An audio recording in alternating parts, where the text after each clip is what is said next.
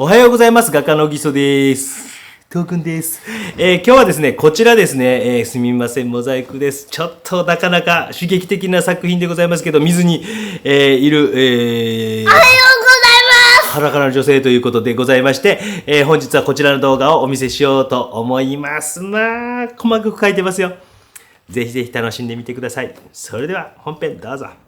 それでは解説をしていこうと思います。よろしくお願いいたします。今日はこれは20号という作品で、ヌードなんですけど、光がピカピカと当たっていて、水があってというところ。実際はこう水着着て入っとるんですけど、ヌードの作品でございます。まあ、なんか水着より、ヌードの方がいいかなということと、なんかね、その人の肌に当たるこう影とかっていうのがすごいこう綺麗だったりするからですね、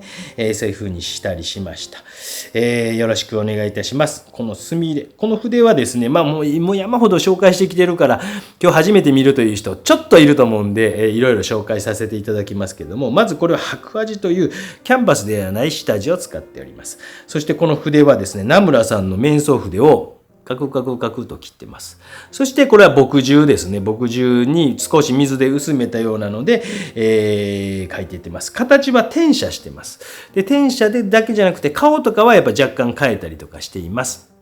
で、この白味というのはすごい吸収が強いからですね、こういうふうに墨で、僕はこの墨入れが結構好きなんですよ。なんか漫画を描いているような感じ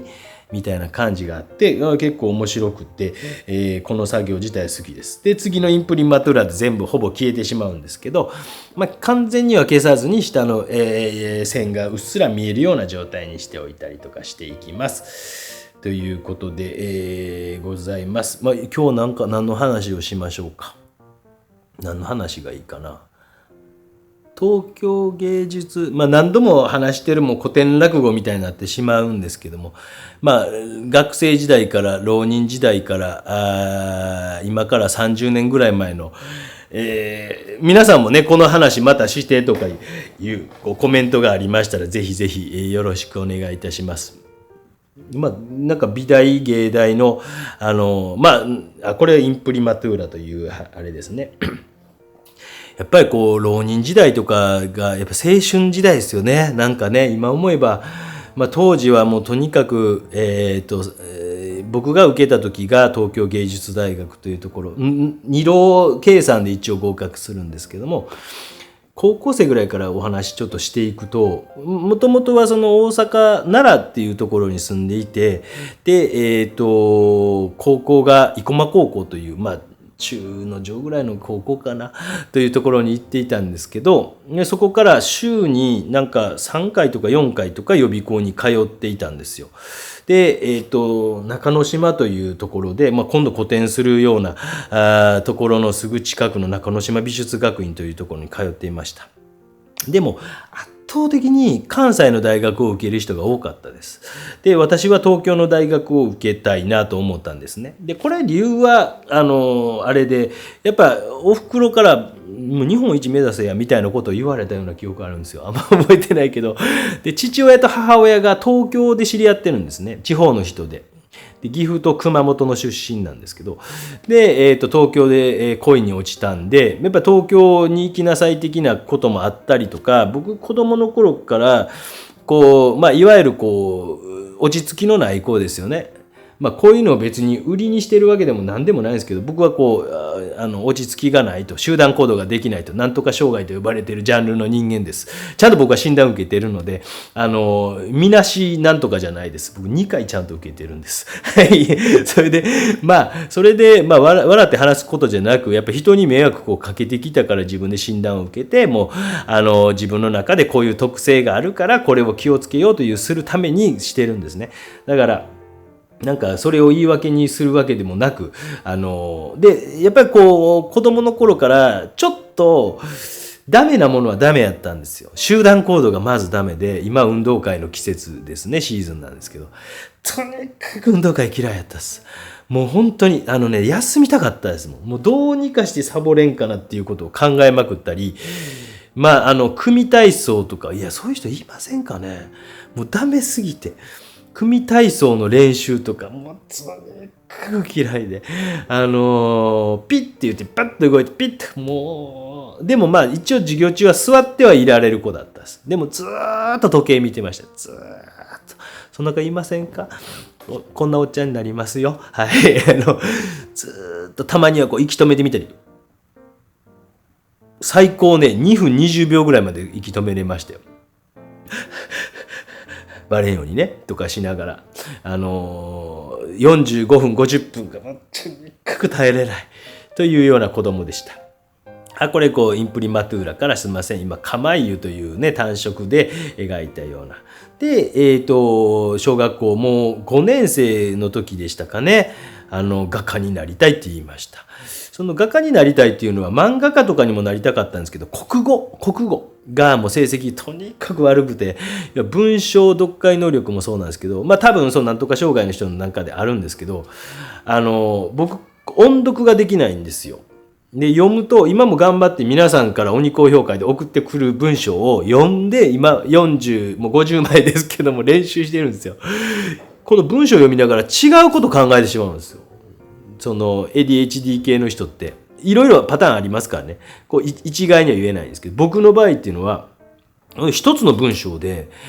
なんか地名が出てくるじゃないですか。そうするとそこの地域に脳みそがいっちゃうんですよ。ピュッと。だからこの文章でこの何の画材使ってたかなとかもう全部置き去りになっていくんですよ。もうその地域に行ってしまったり、その言葉今構えで書いてある。でそういうふうな脳みその仕組みになってるんですよ。でそれはもうしゃあないし治るものではないんですね。でだからそういうところも自分の中で頑張って例えば分かりやすい例で言うと2つ同時に質問されると答えれないんですよ。1個だけを考えちゃうんですよ。で前に何の質問されたかなって。僕まず無理です。3つぐらい同時に質問されることあるじゃないですか。でも文章で書いてあったら分かるんですよ。でもまた見返せばいいだけの話じゃないですか。で要は聴覚に入ってくる情報っていうのがすごく弱いんですよ。視覚で入ってくる情報の方が強いっていう風な診断を受けてるんで、いろいろそういうのがあるんですね。でそれがデコボコがあると。でこれが発達障害と呼ばれるような一つで、僕はもうそのデコボコがすごいあって、特に耳から入ってくる情報っていうのは弱いんですよ。でまあだから配慮してくださいなんて言ったことももちろんないし、別にそんなことはないんですけどもでもうそういう点で若干の生きづらさを感じていたんですよ。それでも昭和とか平成の初めの方っておおらかやったから、もっとデコボコが強い子とか世の中いっぱいおって、別にそれで特別学級に入るとかいうこともなく、できるものはめっちゃできるんですよ。算数数学がめっちゃ得意なんですよ。教科書を読んでたら面白いからずーっとクイズやってる感覚なんですよ。だから1学期ぐらいで教科書全部一人でやってしまうんですよ。だからテストとかほとんど満点近い点取れてしまうとかね。ちょっとすみません脱線しましたけど、そういう点で国語ができんから漫画家っていうのは無理やなっていう自分の中で思いとかがあって諦めて、でその中で子供の頃に、小学校5年生4年生と5年生の間の春休みにたまたまそれで体とかをね本当にこの状況からね完成していくってなかなかねすごいですよね。国立西洋美術館っていうところにたまたま親戚のおばちゃんの家に遊びに行っていたんですよ。年子の兄貴がいて一緒に新幹線に乗って、お袋の妹さんのとこに遊びに行ってたんですよ。で何かの時間間違えで1時間か1時間半ぐらい時間が余ったんで、じゃあちょっと上野の国立西洋美術館でも駅からすぐやから行こうっていうのを連れてってもらったら、もうあれがめちゃくちゃ天気です。でそこで油絵というものを見て、絵は描きたかったんですね。絵に対する職業に就きたいと。でその国立西洋美術館の常設展、企画展とかじゃなく常設展を見て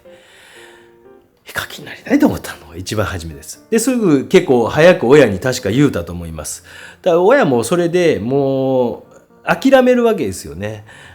ちっちゃい子が言うて、まあその頃はね小学校5年生言うことやから変わるやろうなぐらいの感じじゃないですか。変わらなかったんですよ、そのまま。今も変わってないということで、9歳か10歳で言ったことを40年間近く変わらずにいるおじさんということでございます。で、中学も一応こう野球を続けるんですね。でやっぱなんか美術部ってなんか女の子が漫画描いて楽しそうとかちょっとおとなしそうな子が入ってるイメージじゃないですか。おじさんみたいなうるさいおっさんってなかなかいないでしょ。ちょっと一回これで止めますね。すいません、カメラのバッテリーが、ちょっと熱くなっていったので、ちょっとはいすみません。で、今はこれ釜湯という作業で書いていっております。で中学校も野球をやりながらでもその夢は全く変わらなかったです。全く。で、一応一生懸命やって、そこで唯一良かったのは、チームプレーというのは分からんかけどね、一生涯の友達ができたかなという中学とか今も連絡取ったりとかするし、それはもう非常に財産やし、小学校の時から野球やってて、あとはやっぱりなんか基本的には体力ついてるんちゃうかなと絵描くのにもやっぱりどんなもんでもね仕事体力いりますから、僕はなんか運動やっててよかったなというふうに思います。この辺なんかねこう、釜湯とかである程度絵の具の物質感とかをつけながら描いていっております。かなり数少なくいいなという部分はそれですね。で高校に入ってやっぱりこう全然美術良かったなと思うのは、自分がなんかこう目指していた学校よりランクを下げたんですよね。で自分の家からも若干近いところにして、で今統廃合で僕が目指していた行きたかった学校今もうなくなってるんですよ。自分より上位校がなくなるってすごいですよね。なんかね、奈良うねび高校って高市さん、奈良高校って奈良でね、で東大寺学園とかもっと頭めちゃくちゃ頭いい私立かな、あれ奈良うねび郡山、その下の平城高校っていうのも確かなくなって、なんかねですみません、それで背景の方とかでも自分はちょっとランクを落としたことによって逆にその学力的にはその中間期末テストとかで赤点を取るようなことがなく過ごしていて、で高校2年生の頭から確か予備校に通い出したんですよ。で予備校に通い出した時にその1年間はなんか基礎的な、もうこれも今思えばよかったのかなと思うんですけど、なんかこう平面構成のこう基礎的なやつをやったり、今思えばやっぱすごく卓上デッサンっていうのを1年間書いて、家帰ってもなんか自分の自主練みたいなの書いてってすごいやってました。いやそれがすごい楽しくて、でそこで大阪の予備校行って、で学力もまあまああったから京都一律に目指してると思ってらっしゃったみたいで、で面談かなんかした時に僕はいや東京の方の美大に行きたいですって言うて、むさびとか行きたいですって特に意味ないんですよ。玉美とかむさび、特に武蔵ってかっこいいじゃないですか。でむさび行きたいですみたいな言うて、すごくこう当時その関東高校3年生からそういうクラスに分かれたけど、あんま関東の方美大を目指すような子いなくて、京都芸大っていうのがめっちゃ多かった気がしますね。そしてまた乾いた後にこれねちょっと白とか使って、で現役では頑張ってやったんですけどね、全然ダメに、もう鉢にも棒にもかからんとはこのことかぐらいの最悪な結果でございました。武蔵野美術大学というのが100点満点で25点、150点満点で25点。当時油絵にも行けなかったですもんね。なんか一次試験みたいなんで、言っちゃいけない言葉ですけど、足切りってね、確かダメなんですよね。今差別用語やったと思うんですけど、でもなんていうの、行かなかったから、学力はある程度あったから200点満点のあれはまあまあ良かったけども、絵の方で落とされて、で玉美も100点満点で5点って、いや僕試験に弱いんですよ。めちゃくちゃ試験に弱いんですよ。それも良かったなと自分の方ではもうね楽観的に後天的に考えれるんですけど。っていうような感じで考えられないですよね。だからなんかね上から目線やとか言われたことあるんですけど、いやなくて、これぐらいこう絵でも挫折してるわけですよ。100点満点で5点とかね、150点満点25点とかそんなのやから、別に全然そんな普通に喋ってるだけなんですけど、上から目線やとか言われたりもするしね、わからんなと思うんですけど、っていうようなことで、結局浪人することになったんですね。で、浪人時代は入試直前講座とかも行ったり、夏季講習とか春季講習とかなんか行ってたんですよ。わざわざだから本当に親にはね、もうあれです、申し訳ないなと思うんですけど、行っていて、普通のサラリーマンですからね、本当。で、全国から集まってきて、やっぱ面白かったですね、なんかね、めちゃくちゃ面白かったなと。でもなんかやっぱりこう浪人した時の無所属感、人生でこうずっと18年間なんか一応レールの中で、大体の人は高校まで行くじゃないですか。多くの人ね、中卒の人は申し訳ないですけど大体いて、でその後専門学校行く人もいれば大学行く人もいれば、今なんか本当にこう私立なんかもうめちゃくちゃ定員割れしてるとこも多いし、ちょっとあれで学校の情報を調べたら、高校とかでもめちゃくちゃ定員割れしてますもんね、やっぱね。もうめちゃくちゃ定員割れしてるなっていうのとか見たら、ああそうやろうなと、少子化でそういうもんやろうなと思うんですけども、要は僕らの時代よりもその下の方が上がってくるっていうか、数が少なくなってくるからね、入りやすくもどんどんなっていったりとかするんですけども、で浪人しました。まあ6クラスあったんですね。で30人か分からんけど、徐々になんか増えてくるんですよ。浪人生って面白いもんで、バイトしてお金貯めて5月ぐらいから来るとか、6月ぐらいから来るとか、2学期から来るとかね、結構どんどん増えていくんですよ。で2浪目3浪目の人が途中から来るとか結構あって、と思って、もうで初めはもうこんななんか猛者たちの中でやっていけんのかなっていう感じがあったんですよ。初めは4浪5浪の人とかもめっちゃうまいですよ。石膏デッサンとかふわーとか、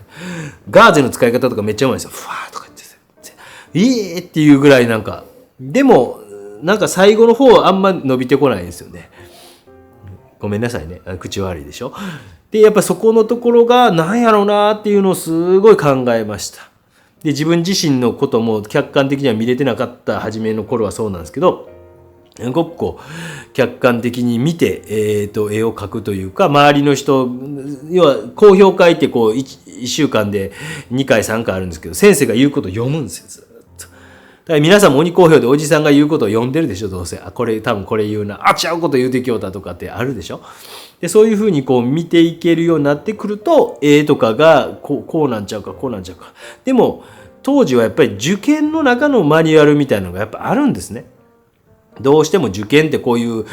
四角でこのサイズで65センチぐらいのこう15号とか12号とかぐらいのサイズとかのキャンバスとか木炭紙とかっていうこうサイズやから、大体こうそのある程度の法則があって、で大学に入ってからその法則とかに気づくわけですよ。あれってめっちゃでかい世の中あるぞとか、あれとかっていうことにまたこれが気づくと。でもその礎となるようなことを浪人時代にこうもう猛者たちの中にいて、上は8浪ぐらいまでいましたよ当時。8浪やったか9浪やったかもうようわからんようになってくるんですよ。途中から来たりね、もう半年間バイトしてとかいうような人とか大先輩とかがいたりするから、もうようわからんようになってくるんですけど、っていうようなことを過ごしたことによって、なんか僕はそのよくこう美大に行ってない人はダメやとか言う人とかいるんですけど、その経験は生きているかなと。だから皆さんも今それをすればええと思うんですよ。僕が鬼講評やってるのはそういう意味もあるんですよ。皆さんにそれだけの情報を山ほどこう提供していくというね、皆さんが送ってきてくださることによってっていうことですよね。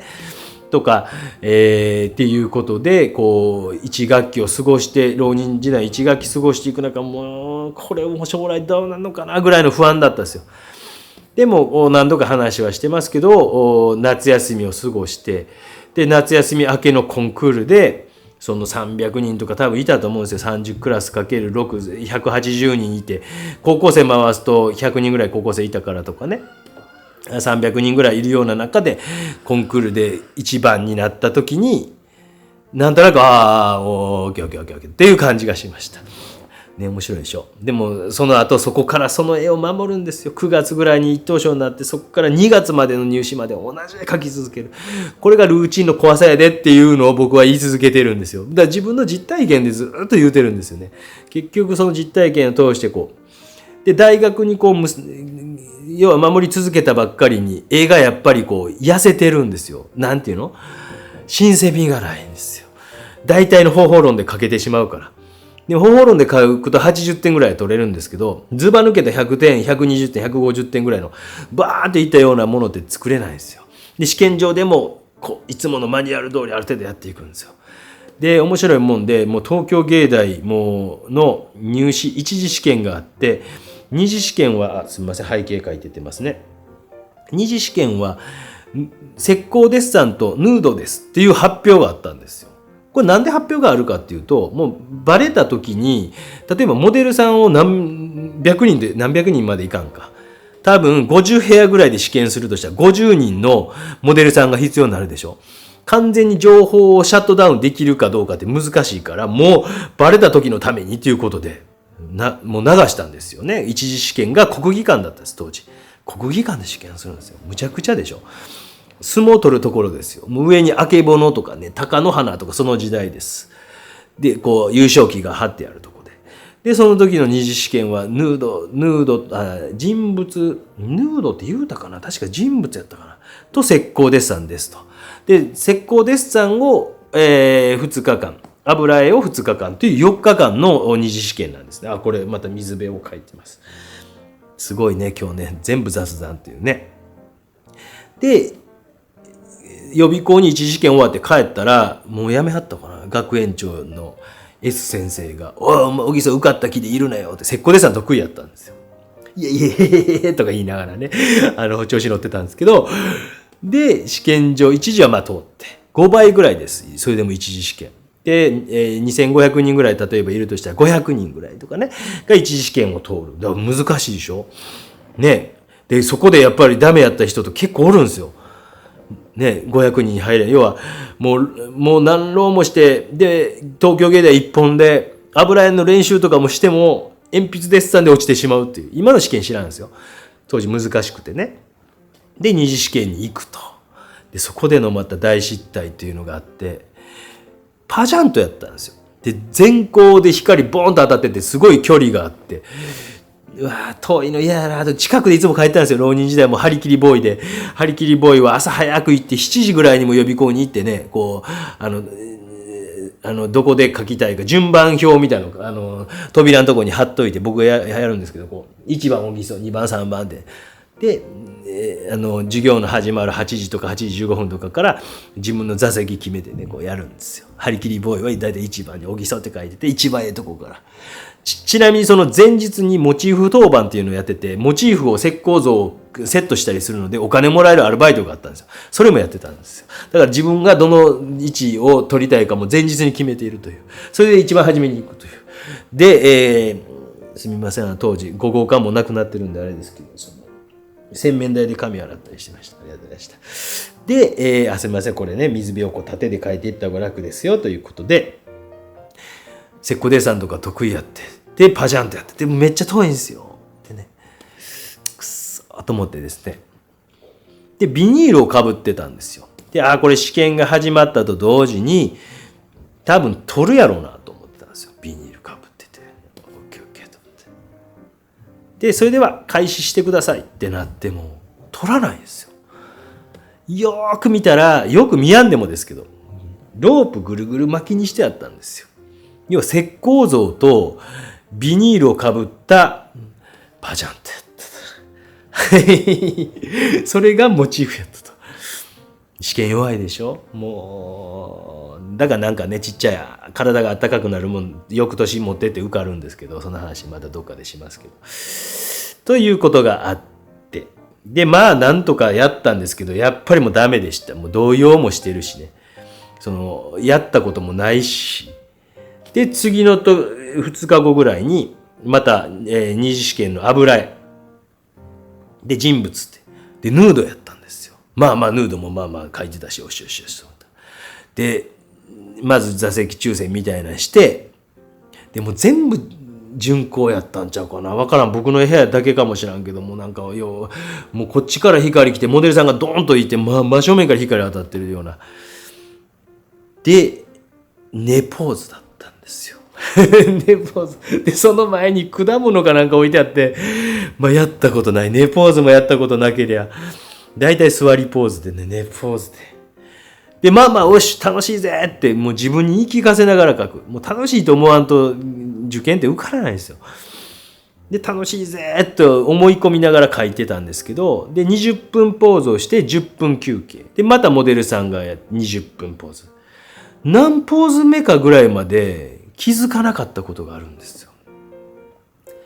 ポーズごとに人が違った。僕はダメですよね。緊張してると何も見えてなかったっていう。そうなんですよ。途中で気づいたんですよ。モデルさんがマイポーズ違ったんですよ。これ簡単なんでか理由っていうと、モデルさん途中どっかでも一人でも倒れたらそこだけ不公平になるじゃないですか。っていうことで全員が変わるようにしていったんですよ。でもおじさんは絵を一生懸命描いていたらそれに気づかなかった。当然その年は東京芸大ダメでむさびたまびは受かりましたと。まだ5分ぐらいあるので、翌年は武蔵野美術大学という学生さんやったから、また今度ね、いつかどっかでも話してくれ言うたら話しますけど、ちょっと体が温まるこれぐらいのウイスキーの瓶を持って行ったんですけど、そういう石膏デッサンと一応はヌードなんですけど、翌年の試験っていうのはもう東京芸大の、じゃあ武蔵野美術大学の学生さんで夏季講習とか冬季講習とかを教えに行ってるんですよ。で1浪で入ってるから、もう2浪以上の人は同級生だから、もうすげえ「おぎそが来た」とか「俺教わりだないわ」っていう感じで、そういうクラスに当てられたんですよ。僕で覚えてますよ。武蔵野美術大学の学生やったのに東京芸大コースかなんか教えさせられましたよ。あれ嫌がらせでしょ。あれ未だに覚えてるわ。冬季講習かなんかで、言えへんってもう3浪4浪の人がざらにいるようなとこで、そこでの年に一応東京芸大に受かるんですけども、あと4分ぐらいしかないからどうしようかなと思うんですけど、良かったのは、その受験じゃないことも1年間その武蔵野美術大学で経験していたというのと、その時に一つの課題を課していたんですね。でそれは1ヶ月に1枚授業とは違う作品を書こうと思ったんですよ。これ結構難しいはずです。これ美大行ってる子とかでできる子いたらなかなかやと思うんですけど、1ヶ月に1枚で1年間12枚、1月ぐらいに、グループ展を2人展、友達と2人展で、その DM はなんか親戚のおっちゃん作ってもろたんですけど、2人展を企画したんですよ。もう4月の時点で、その子実は浪人生やったんですけど面白いでしょ。で、2人展を企画したんですけども、1ヶ月1枚で約10ヶ月ぐらいあるから10枚書こうっていうことを自分のノルマに課していたっていうことが、ちょっと受験の絵と違う絵を描けるっていうか、意識みたいなのを持てるようになっていったのが、すごく自分の中では強いかなっていうか、良かったかなという点かと思います。ということで、すみません、もう時間ぼちぼちになってきたのかな。またそういう話も、どんな試験やったかというと、自分のテーマで書きなさいという。前の年はヌードとかやったのが突然そんな課題になったということで、でもなんか1ヶ月に1枚自分のテーマで書いてたから、それと同じような感じの書きました。すごい楽やったです。もうみんなパニクってる雰囲気がもうすごい分かったんですよ。試験場でうわーってなってて、どうないしようみたいな感じになっている中で、僕はそうか急がみたいな性格悪いので、とにかくね、そんな感じでございました。その年に無事に受かって、芸大合格という紙袋をもらうんですけどね。それを芸大の事務のある建物があって、そこでもらうんですけど、中身だけリュックに入れて紙袋を捨てて、とぼとぼ歩いて帰ってると、合格発表を見に来ている、今はなんかあれかな、オンラインとかで発表あるかもしれないけど、当時はそんななくて、見に行かなきゃいけなくて、とぼとぼ歩いて帰ってるとすれ違う人に「あ、おぎそさんや」とか「もう先生してたから先生や」とか言われて「あ、落ちたんやなあれ紙袋持ってへんから」なんて言われながら心でへへへへと思いながら帰ったという性格の悪いお話もございますということで、すみません、絵の話一切しなかったですけど、こんな感じのおじさんの古典のメインになるようなこれ作品ですので、ぜひぜひこう、見に来てもらえて、今回これちょっと DM にさせてもらおうかな。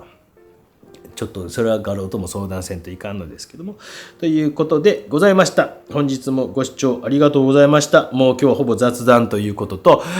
昔の成功か失敗かみたいな話もしましたけど、皆さんにも置き換えて考えてみたりとかしてほしいなと思ってこういうお話もしております。そんなにずっと成功してきたなんてもう絶対ありえないですからね。はい。皆さんもぜひ、この辺水辺を描いてちま描いていっております。本日もご視聴ありがとうございました。こういう雑談もしておりますし、書き方ちゃんと教える動画ももちろん上げてますからね。皆さんいろいろ見てみてください。よかったらコメントいただければと思います。あとはなんかグラッドボタンとかチャンネル登録してない方ぜひよろしくお願いいたします。ベルマークを押しとくとなんか動画上がったりライブ配信したら通知来ますのでね。あとメンバーシップもぜひ皆さん待ってますように高評価も含め。よろしくお願いします。おっちゃんを応援してくれ。それではまた。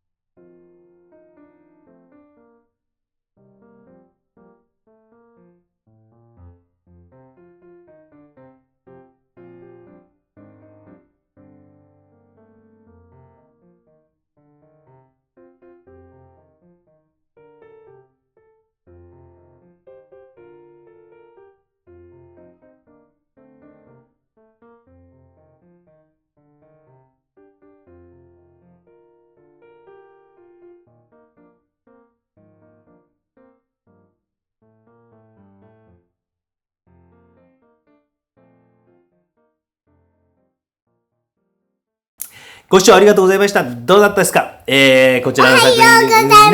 ね。時間のかかりました。古典でメインになるような作品かなというふうに思いますので、よかったらぜひぜひ、古典会場にで本物をご覧いただければと思います。本日もご視聴ありがとうございました。では、チャンネル登録してください。チャンネル登録してください。いつもチャンネル登録。いつもありがとうね。いつも見てる。バイバイ。